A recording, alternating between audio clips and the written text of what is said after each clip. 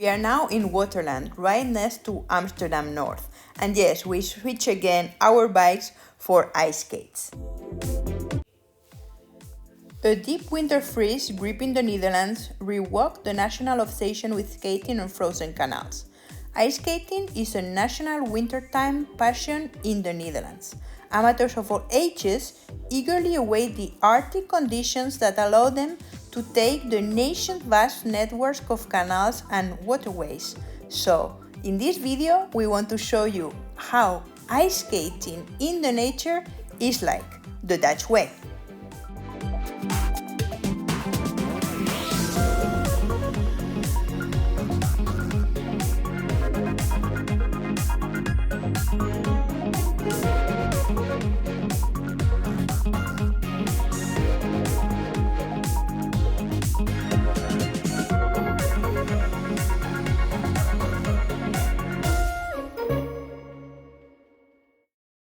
The traditional Dutch winters used to be cold and dry.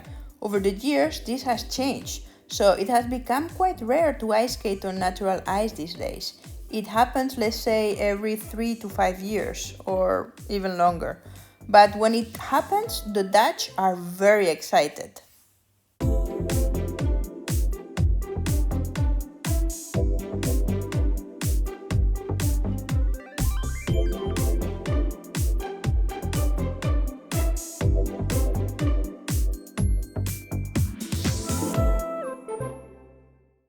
Ice skating on natural lakes or the canals in between the Dutch fields is priceless.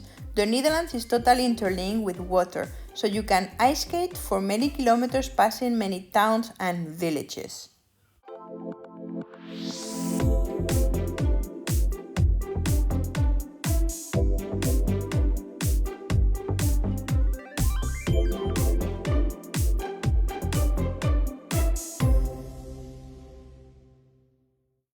The Netherlands, with its long tradition of ice skating, is home to the century-old Elfstedentocht, a 200 kilometers race on natural ice through 11 towns and cities.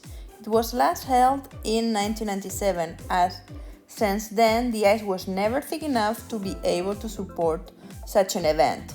Every time the Dutch see ice forming around, there are a lot of hopes and talks about the possibility of a repeat of such an event.